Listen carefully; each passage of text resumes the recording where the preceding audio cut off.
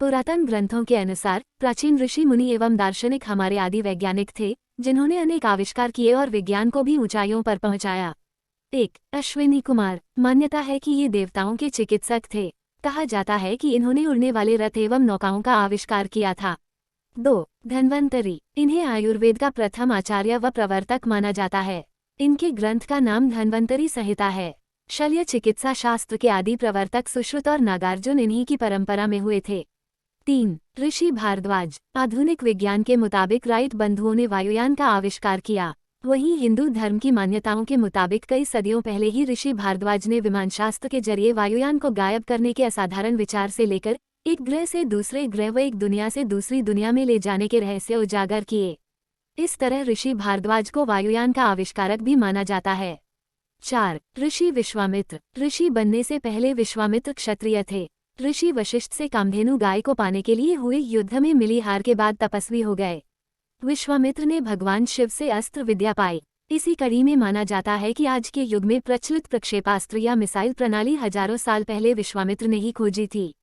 5. गर्ग मुनि। गर्ग मुनि नक्षत्रों के खोजकर्ता माने जाते हैं, यानी सितारों की दुनिया के जानकार। ये गर्ग मुनि ही थे जिन्होंने श्री कृष्ण एवं अर्जुन के बारे में नक्षत्र विज्ञान के आधार पर जो कुछ भी बताया वह पूरी तरह सही साबित हुआ। कौरव पांडवों के बीच महाभारत युद्ध विनाशक रहा। इसके पीछे वजह ये थी कि युद्ध के पहले पक्ष में तिथि क्षय होने के 13वें दिन अमावस थी। इसके दूसरे पक्ष में भी तिथि क्षय थी। पूर्णिमा 14वें दिन आ गई और उसी दिन चंद्रग्रहण था। तिथि नक्षत्रों की यही स्थिति व नतीजे गर्ग मुनि जी ने पहले बता दिए थे। 6. पतंजलि। आधुनिक दौर में जानलेवा बीमारियों में एक कैंसर या कर्करोग का आज उपचार संभव है, किंतु कई सदियों पहले ही ऋषि पतंजलि ने कैंसर को भी रोकने वाला योगशास्त्र रचकर बताया कि योग से कैंसर का भी उपचार संभव है। 7. महर्षि कपिल। सांख्य दर्शन के प्रवर्तक व सूत्रों के रचयिता थे महर्षि कपिल, जिन्होंने चेतना की शक्ति एवं त्रिगुणात्मक प्रकृति के विषय में महत्वपूर्ण सूत्र दिए थे। 8. कनाद ऋषि। ये वैशेषिक दर्शन के प्रवर्तक हैं। ये अणु विज्ञान के प्रणेता रहे हैं। इनके समय अणु विज्ञान दर्शन का विषय था, जो बाद में भौतिक विज्ञान में आया। 9. सुश्रुत। ये शल्य चिकित्सा पद्धति के प्रख्यात आयुर्वेदाचार्य थे। इन्होंने सुश्रुत संहिता नामक ग्रंथ में शल्य क्रिया का वर्णन किया है। सुश्रुत ने ही त्वचारोपण, प्लास्टिक सर्जरी और मोतियाबिंद की शल्य क्रिया का विकास किया था। पार्क डेविस ने सुश्रुत को विश्व का प्रथम शल्य चिकित्सक कहा है। 10. जीवक। सम्राट बिंबिसार के एकमात्र वैद्य। उज्जैनी सम्राट चंडाप्रद्योत की शल्य चिकित्सा इन्होंने ही की थी। कुछ लोग मानते हैं कि गौतम बुद्ध की चिकित्सा भी इन्होंने की थी। 11. बौधायन। बौधायन भारत के प्राचीन गणितज्ञ और शूलय शास्त्र के रचयिता थे।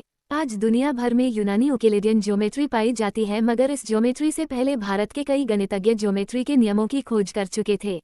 उन गणितज्ञ में बौधायन का नाम सबसे ऊपर है। उस समय ज्योमेट्री या एल्जेब्रा को भारत में शूलव शास्त्र कहा जाता था।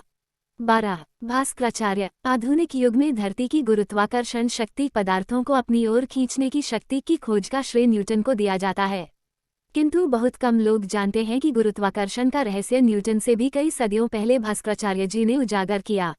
भास्कराचार्य जी ने अपने सिद्धांत शिरोमणि ग्रंथ में पृथ्वी के गुरुत्वाकर्षण के बारे में लिखा है कि पृथ्वी आकाशीय पदार्थों को विशिष्ट शक्ति से अपनी ओर खींचती है।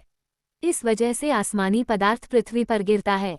13. चरक। चरक औषधि के प्राचीन भारतीय विज्ञान के पिता के रूप में माने जाते हैं।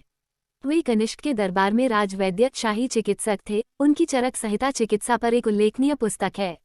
इसमें रोगों की एक बड़ी संख्या का विवरण दिया गया है और उनके कारणों की पहचान करने के तरीकों और उनके उपचार की पद्धति भी प्रदान करती है।